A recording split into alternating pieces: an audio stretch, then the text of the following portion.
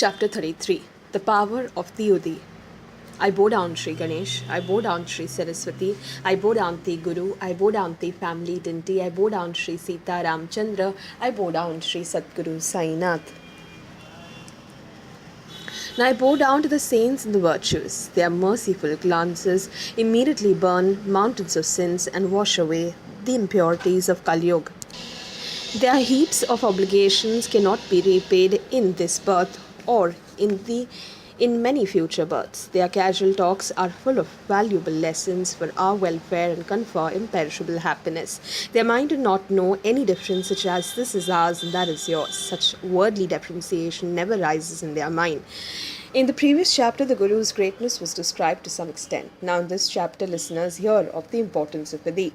Baba repeatedly asked and took dakshina, from which he did charity, helping the poor and the needy. From the balance he purchased a lot of firewood, which he piled in heaps.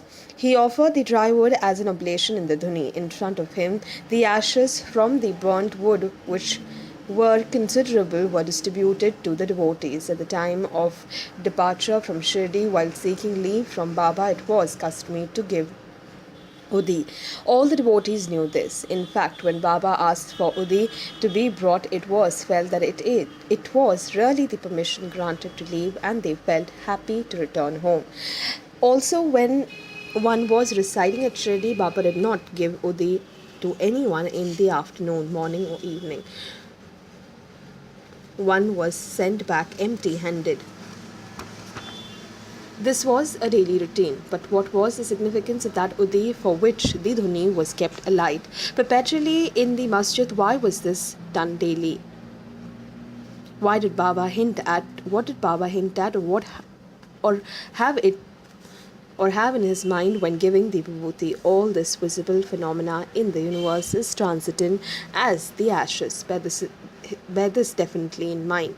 The body itself, like that dry wood, is made up of the 5 elements and remains to endure life. When the lifespan is over, it falls dead and will be certainly reduced to ashes. You and I will undergo the same stages, so that you should remember this, and I should also be aware of it. Day and night I give vibhuti. The entire universe is full of Maya. Brahma is the only reality. While the universe is illusory, bear this in mind, that this is what the Udi teaches. No person belongs to anyone in this world, be their wife, son, uncles, or nephews. Naked you come and naked you will return. The Udi is a reminder of it. If this Udi is applied to the body, then physical and mental sufferings are cured. But the true significance of the Udi is deep, and it is meant for discriminatory detachment. Giving as much as possible as dakshina develops a tendency towards detachment. Later on, one is able to gradually to know what detachment is. Even if one acquires detachment, if it is not accompanied by discretion, it is useless. Therefore, honor the vibhuti. To bring together discrimination and detachment, both Udi and Dakshina are linked. Unless we have both at the same time, it is very difficult to cross over the river of existence. The young and the old came for darshan and humbled themselves at Baba's feet. Whenever they returned, Baba gave them vibhuti. The dhuni was kept alight regularly in the masjid. It burned day in and day out throughout the year. Baba gave a handful of ashes from it when bidding farewell.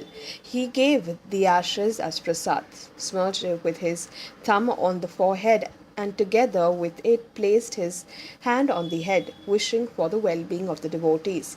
Ashes, vibhuti, and Udi are 3 words with the same meaning. This was the prasad distributed daily in unlimited quantity by Baba. This world is like the Udi. This is the real importance of Udi. Bear it in mind and you will realize it one day. Like the drops of water on the petals of the lotus, this evanescent body will fall. Therefore, abandon all pride in it. The giving of Udi showed this. This expanse of the whole universe is like a rangoli design drawn with ashes. Think about the illusory nature of the world, and the reality abides only in the Udi. Udi is only dust. All existent which has name and form ultimately reaches the same state. Whatever changes are observed in the world, they are only for name's sake. This is experienced from the never-changing qualities of Udi. of dust. When Baba was in joyful mood, he used to sing. The listener should hear with respect an interesting snatch from one of his songs. O playful Ram has come and brought a sacks of Udi, where the two lines he sung. Whenever he was in happy and joyous mood, he sung these refrain repeatedly in melodious voice. In brief, how many sacksful of Udi has this Dhuni produced? No one is capable of counting them. This Udi is supremely beneficial. After listening to the deep purport in giving this Udi and its spiritual and devotional significance, listeners want to know its effect on purely worldly matters of health and prosperity. Udi has this quality also, otherwise, how could its importance increase? Sai is proficient in showing the path of salvation after helping the devotees in mundane matters. He leads them to spiritual progress. There are innumerable stories about the ways in which the Udi benefited the people for their health and prosperity, but mindful of the length of this book, I shall briefly relate just a few of them. Once there lived in Nasik a Brahmin cook called Narayan Motiram, whose surname was Jani. Similarly, there was another devotee of Baba called Ramchandra Vaman Modak. This Narayan was in his service and was also a faithful devotee of Baba. When Baba was in body, Narayan went to Shirdi with his mother for Baba's darshan. At that time, Baba had suggested to her that the time had come for her son to cease serving others. Now his connection is only with me. Enough of this civility. It is better to have one's own business. Later on, after a short while, God was merciful to him. His dependence on his job ended and he began to enjoy his freedom. He established a boarding and lodging place of his own. He named it Anandashram, worked hard for it, and soon turned it into a flourishing business which gave him satisfaction. Seeing how things transpired, his faith in Sai increased and later grew into firm devotion, which was confirmed by experience. The truth of Sai's words was experienced. The listeners got another story to hear, and their love for Sai increased. Inexplicable are the deeds of Sai. Sai always spoke in the first person, but it was always meant for someone else. For those who observed him carefully, this was a regular experience. Later, as he got more experiences, the grandeur of Narayanaro's devotion and love increased. Listen to one more novel experience of his devotion. Enough. One day, a friend of Narayanarao was stung by a scorpion all of a sudden and suffered intense unbearable pain. Baba's Udi was very efficacious if applied on the seat of pain, but though Narayanarao searched for it, he was unable to find any. His friend was unable to bear the agony, and the Udi could not be found anywhere. So he took a darshan of Baba's picture and prayed fervently to Baba. Then, just near that picture, the ash from the joss sticks, which had been burnt earlier before it, was lying, and he treated it as if it were Udi only. Taking a pinch from it and chanting Sai's name, he smudged it where his friend was stung. The experience matched the faith. It will be a great marvel to hear that no sooner was the ash applied with finger that the pain disappeared as quickly as it had come, and both were choked with love. At least in this case, it was the ash from the joss stick which was applied to one who was in pain. But even if dust from the road is applied, treating it as if it were Udi, it grants the same experience. The application of this dust not only to an lying person or someone diseased, but to anyone else is beneficial. Once the daughter of a devotee was suffering from plague. When this news reached her father suddenly from another village, he was worried. The father lived in Bandra while the daughter lived in another village. He had no stock for thee with him, so he sent a message to Nana. Kindly pray to Baba to remove my anxiety. He requested Chandorkar and asked him to send Udi as prasad. The messenger met Nana on the way as he was going to Kalyan with his wife at that time. Nana received this message at Thane, near the railway station. Since he found no Udi with him, he picked up a little dust from the ground. Standing there on the ground, invoking Sai Samartha and turning around, applied a pinch to his own wife's forehead. On the other hand, the devotee left for the village where his daughter lived. There he was very happy when he received the joyful tidings. The girl had suffered from very high fever for 3 days. She had been shattered by the suffering, but since a day earlier she was a little comfortable. Inquiries revealed that the recovery began at the same time that Nana had pleaded before Sai and applied the dust as Udi to his wife's forehead. Enough of this story about the illness. At the opportune time, it will be related in detail. This was an anecdote concerning the Udi. Sai, ever ready to work for the welfare of his devotees, performed miracle when this very same loving Chandorkar was the Mamledar at Jamner. Listen to it. The greatness of this Udi is beyond limits. If the listeners are willing, I shall narrate another miracle which will astonish them. Nana's daughter, who was in labor, was in intense pain, and from Jamner, Sai Samartha was being invoked constantly. No one at Shri was aware of the state of affairs at Jamner. Baba, however, knows everything and is all-pervading. There is nothing in the universe that he is unaware of. Baba was one with his devotees. Realizing these circumstances at Nana's home, Sai Samartha's heart overflowed with compassion. See what he did immediately. He thought of sending Udi. At the same time, Gosavi Haribhau had an urge to go to his village. His village was in Khandesh. He made all preparation to leave and came to the masjid to take darshan and be at Baba's feet. For no one left Shirdi for any work without touching Baba's feet and obtaining his permission as long as he was in body. Further, whether it was wedding or a thread ceremony or some auspicious function as per Shastric ritual or any other work or the intention to perform some work, Baba's permission was necessary. Everyone was firmly convinced that without his wholehearted permission, prasad of Udi and blessings, no function would proceed smoothly. This being the custom of that village, Ramgir came in accordance with it, touched Baba's feet and asked permission to leave. He said, Baba, I'm going to my village in Khandesh. Give me Udi and blessings and your permission to this servant to leave.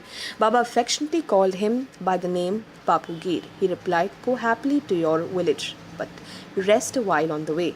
Go first to Jamner and stay at Nana's home. After inquiring about his well-being, then proceed further.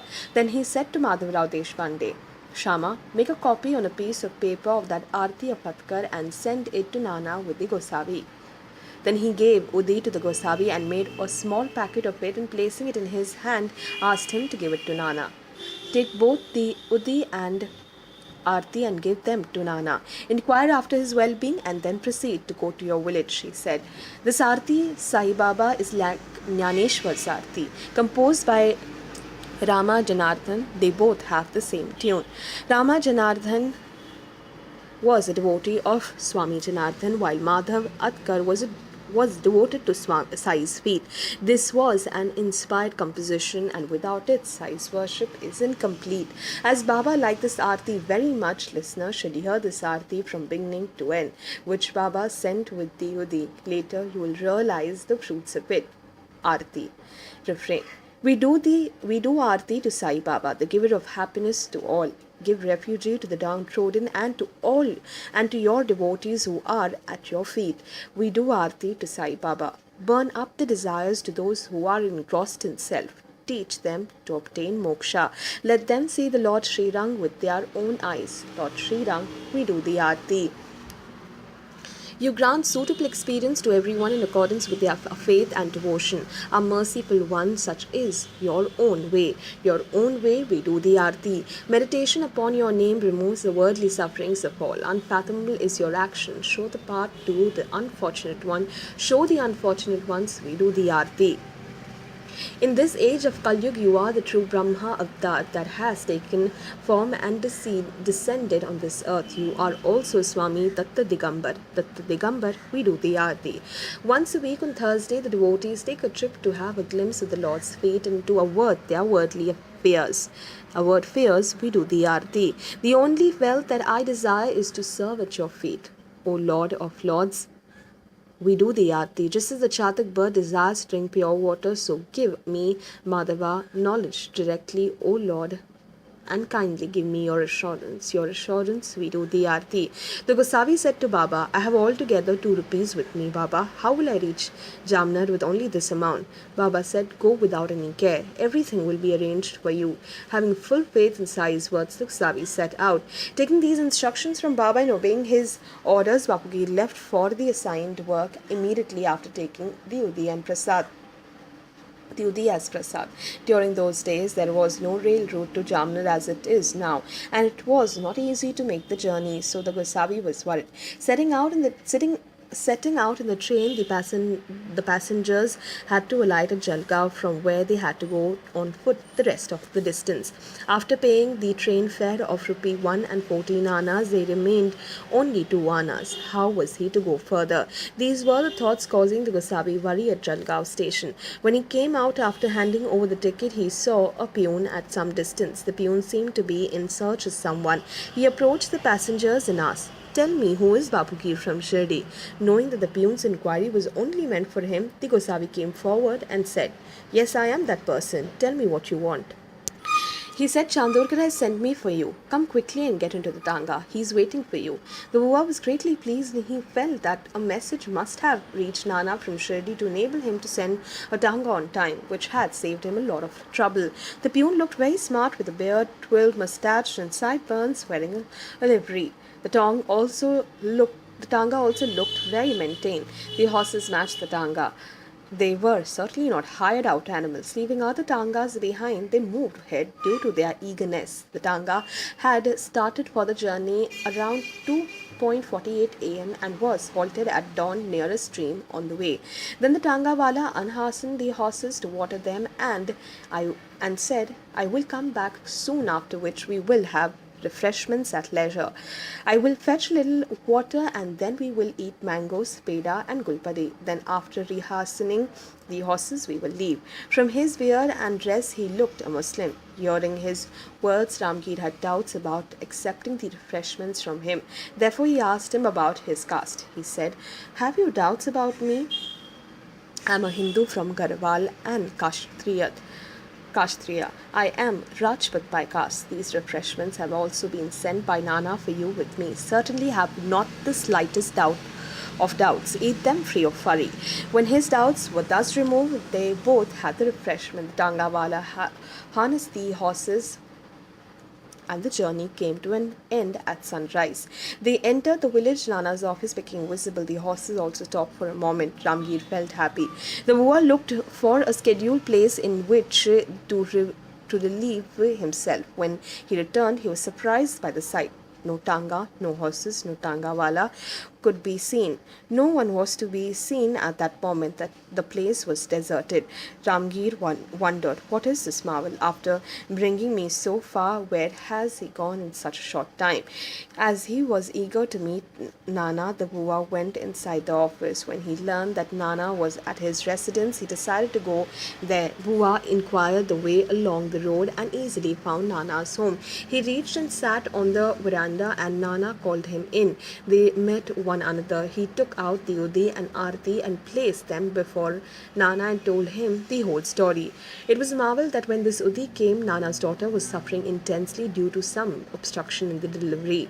To ward off this difficulty, the Navachandi Havan and Saptashati recitation was in progress. The Gosavi was surprised. Nana then felt as a hungry person feels when a platter of delicacies is placed before him, as a thirsty chakor feels when he gets nectar in his mouth.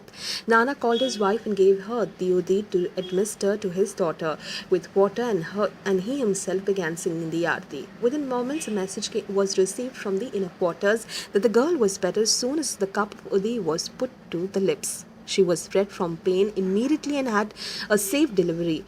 The crisis passed away happily. Everybody's worries were over. Then Ramgir asked Nana, where did the Tangawala go? I do not find him here also.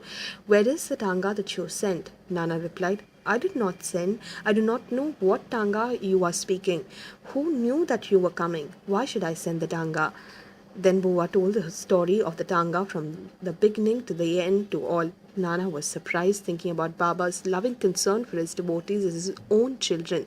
What Tanga? Which Pune? The Sai Mauli Mother is the Lord of the universe, performing various wonderful feats. At the time of difficulty, he comes running to the devotees because of the intensity of devotion. So be it. Let us go ahead with the story indicated earlier. After some time, Baba himself took Mahasamadhi. On Vijayadashmi, the festival of Dasara in the year 1918, Baba considered it an auspicious day and chose to leave his body on that day. Then later the Samadhi was built. Before that, when Baba was in body, Narayanarao had darshan twice. Now 3 years had passed since the Samadhi. Though he had an earnest desire to take darshan, he could not get a proper opportunity, whereby he was distressed. 1 year after the Samadhi, Narayan was distressed by illness. All medications were tired but were of no avail. Though he was tormented by the illness, he meditated day and night upon Baba. How could there be death for Guru Raya? He gave darshan to Narayana. One night he had a dream that Sai was coming from a cellar. He came near Narayanarao and assured him, "Do not worry, you will be free from tomorrow, and at the end of 1 week you will be able to sit up on your own." So be it. 8 days passed. 8 days passed. Every word proved true. Narayan was able to sit up and his heart was filled with emotions. After some time, Narayan came to Shirdi for darshan of the Samadhi. When he narrated this experience, can he be called living only when he was in body? How can it be said that he is dead when he has taken Samadhi? Sai transcends life and death, pervading the entire universe. Just as fire is inherent in the firewood, though not visible, and which ignites when rubbed, this Sai is for his devotees. Once when one sees him with love, then he becomes his slave for the rest of his life. He is hungry only for the singular love and responds to the call of such a person. No special place or time is needed for him to be present. He is forever, everywhere. How and what means he uses is beyond everyone's comprehension. Sometimes he creates such situations that we are filled with unreasonable doubts. At such time, concentrate on his feet and ability to meditate will increase. If the mind concentrates in this way, then one can achieve deep meditation on Sai. This is what Sai gets done, and it is achieved without any obstacles. It is not necessary to refrain from routine activities. All desires will disappear on their own. If the mind is thus trained, all work will be accomplished without efforts. Since his body has come to this earth, which is the theatre of action, one will have to engage in actions inevitably. Then why not amass enough wealth and property and have wife and progeny? Whatever happens, let it happen to the fullest. Let us deeply desire only meditation on the Guru, on the Sadguru.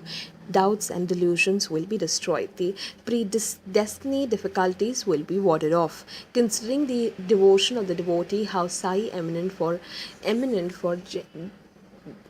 genius, learning, and valor, gives the devotees a variety of experience and increases the grandeur of devotion. He adopts many modes of dress and manifests anywhere at will. He roams anywhere for the welfare of the devotees. All that is required is that the disciple should be devoted.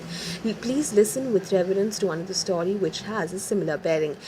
Hear how the saints toil day and night for the sake of their devotees. Open the doors of your ears and unlock the temple of your heart, and let the story touch the very core of your being. It will drive away fears and mundane existence. In the past year, for a well-known war with the Germans, an army was needed to be amassed to fight against the enemy. The British officers posted in India were recruiting persons from all cities and all quarters. A devotee's turn to be recruited came in 1917 from the district. The story took a new turn. His name was Appasaheb Kulkarni. He was devoted to Sai. This also was Sai's grace. His leela are unfathomable.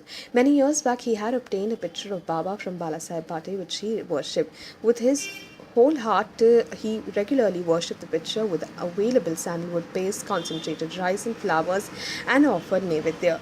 Appa's heart ached for opportunity of Sai darshan in person. When will I be free from ties of karma? When will my heart's desire be fulfilled? The darshan of Sai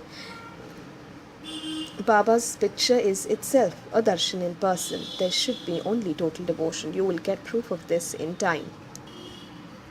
Taking darshan of the picture is equivalent to taking darshan in person. Listeners should hear with reverence a description to this extent. Once, Balabuva sutar bhajan singer, resident of Bombay, known as a modern Tukaram, went to Shirdi for darshan. This was the first meeting. They had never met before, but the moment they saw one another, Sai clearly said to him, "I have known him since the last 4 years." Balabuva was surprised. Why does he say so? Baba has never left Shirdi. I too have laid my eyes on this place for the first time. Then how is it that he has known me since the last 4 years? Thinking thus repeatedly, he recollected an incident which had happened 4 years ago. Buva remembered bowing at Baba's picture once. Then Balabuva immediately understood the significance of those words and said, "See how all-pervading are the saints in their love and affection for the devotees. I had just bowed to a picture. I saw him in person today, whereas I had forgotten this as a long time back." Baba kept it in mind. It is not correct to say that I had forgotten, but I did not immediately understand the meaning of his words. I did not have the capacity to know that this was the fruit of my obeisance to the picture. Baba knew me, but I had no idea that he remembered me. It is only when the saints remind one that one realizes it. One can see the reflection of the sun's or moon's disk in a clear mirror or clear water. A picture is also a pure reflection of the personage by which splendor is cast upon persons serving subordinately. Therefore, the darshan of a saint's picture is equivalent to darshan in person. The all-knowing attribute of the saint is the lesson that is learned by all from this. Enough. The listeners must attentively hear the earlier story now. Bear in mind the previous reference. Appa lived in Thane town. He had some work in Bhiwandi. He left his home saying that he would return after 8 days. Only 2 days had passed when something unusual happened at his house. A fakir came to the door of his Thane residence. Everyone who saw him clearly felt that this was Sai himself. He was exactly like the picture from head to toe, and the figure tailed completely. His wife and children stared at the fakir, and everybody was surprised. They felt that Baba himself had come. Though no one had darshan in person earlier, from the resemblance to the picture, they knew that it was the same Baba. Their curiosity was aroused. All of them asked the fakir, "Are you the same Sai of Shirdi?" Listeners should hear with attention that what the fakir replied to them.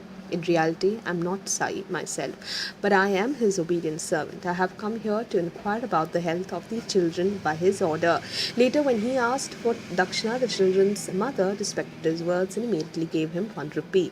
He too gave her rupee. He gave Sai Baba's vibhuti in a small packet to the lady and said, "Keep it near that picture. It will bring you happiness." Completing his mission thus, the fakir took leave with the words, "Sai must be waiting for me," and he set off on his way. Then he took the way by which he had come. Then see what happened there. Sai's Leela is inconceivable. Appasaheb, who had left for Bhiwandi, instead of going further, returned as the horses of his tanga became sick. His onward journey had to be cancelled. He returned to Thane in the afternoon and learnt all that had transpired. Appasaheb regretted that he missed the darshan. He felt ashamed that only 1 rupee was given as dakshina. "If I had been there, I would not have given less than 10 rupees before he was sent back."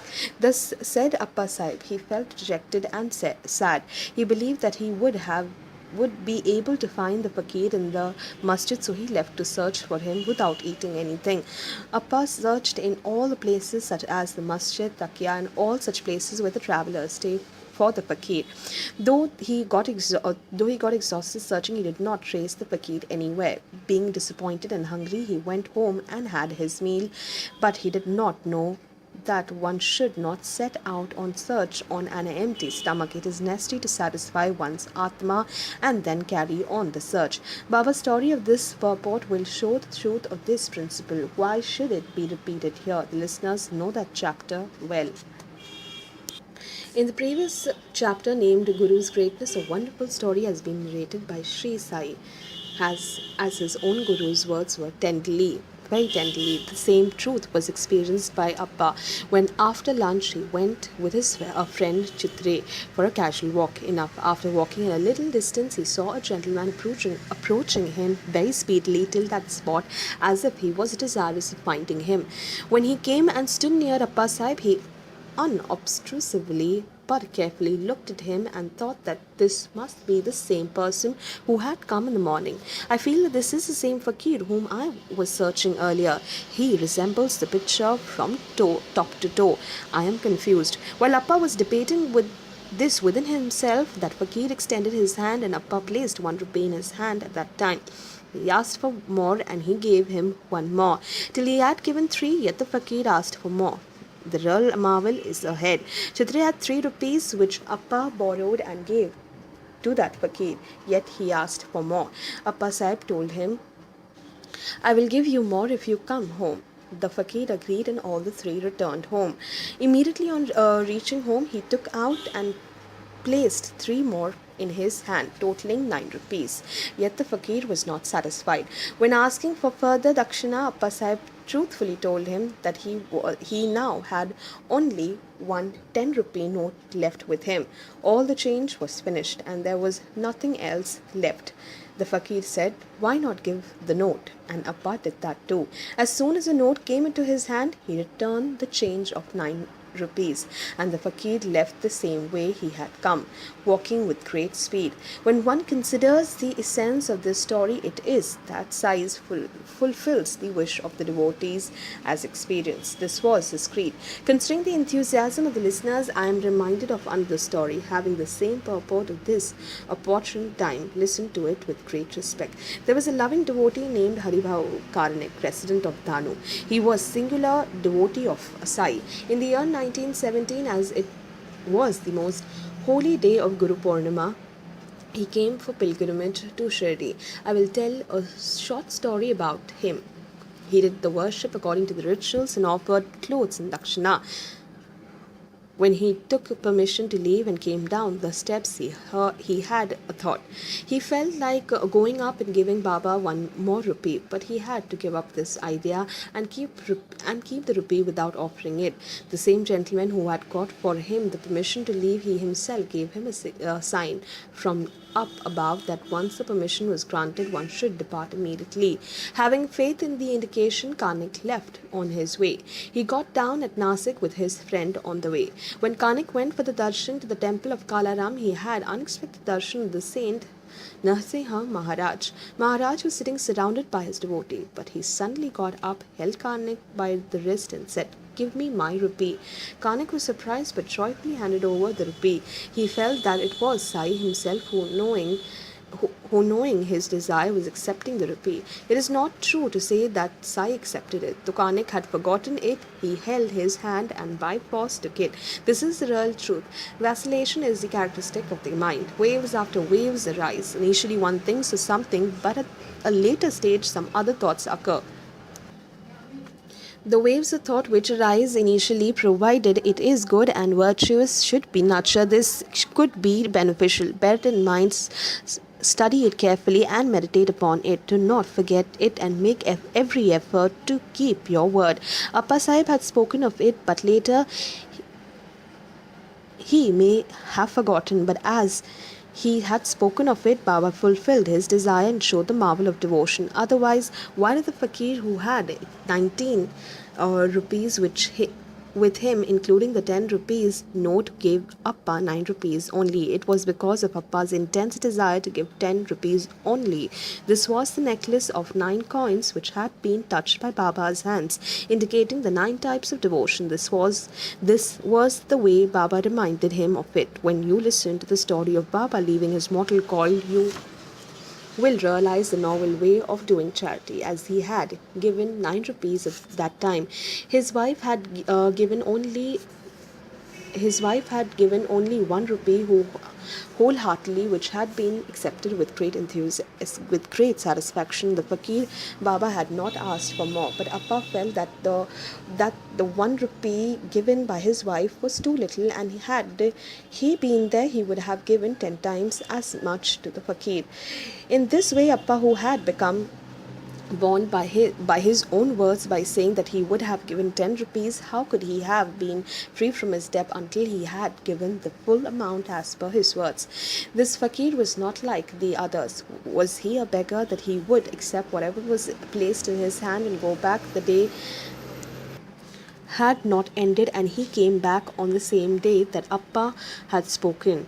Appa had doubts that he might be an unknown fakir. Initially, when he was asked for the money, he had 6 rupees with him, but he did not part with the amount because of doubts. If he did not have love for Appa, would Baba have come in the guise of a fakir? If he had not made a pretext of the dakshina, how would the story have been interesting? Appasaheb was only an instrument to teach us, for we are all the same. We start with good resolution, but change them according to the situation. We are most generous with words, but at the time of doing charity, we are full of doubts. We are torn by vacillation and rarely have certainty. But rarest is that beloved Son of God who speaks little and well. He acts as he speaks, and he does what he promises. If he be a devotee with a singular fate, whatever be his wishes, worldly or spiritual, Sai has the power to fulfill them. Was intelligent and a scholar in English. He was initially given only rupees 40 as a salary by the government. But since receiving this picture, his salary slowly increased and became many times more than 40. It was an immediate experience of all the people that Baba gave 10 times as much as he received, 10 times 10 times the power and the possession. Besides, love towards the spiritual increases on account of faith and devotion. Isn't this something unusual? Baba's skill is wonderful. Later, Appasaheb asked for the vibhuti that the fakir had given. When he took it was a small packet which he opened with love. With the udi there were flowers and concentrated rice, which he found in the packet. He had an amulet made and wore it on his arm with great reverence. Later, when he took Baba's darshan, the fakir the hair which Baba gave to him personally was also placed in the amulet most lovingly. How great is Baba's Udi! Ashes are also the ornament of Shankar. He who applies it on the forehead with devotion will find all his difficulties removed immediately. He who after his ablution and bath applies Udi regularly and drinks the teeth of washing of Baba's feet will be purified and benefited. Besides, the real importance of the Udi is that he who takes it will have a full life, and his sins will be completely destroyed. He will enjoy bliss and contentment always. Such a sweet feast of the nectar of stories has been arranged by Sai because of Appa. We are the uninvited guests there, but let us fully enjoy them together with him. The host and the guest both have the same feast. There is no difference in its taste and sweetness. Be satisfied on partaking this blissful food. Hemad surrenders to Sai. Enough of listening to this for the present. In the next chapter, there will be narration of greater importance of the Udi. How the application of the Udi, Sai's darshan, cured tubercular bone ulcer, genuine worm, and bubonic plague. Listen to it with full attention. May there be well-being. This is the end of the 33rd chapter, Shri Sai Samartha Satcharitra, written by the devotee Hemad Pant, implied by the saint and virtuous people called the power of the Udi. This is offered to Shri Sadguru Sainath. May there be auspiciousness.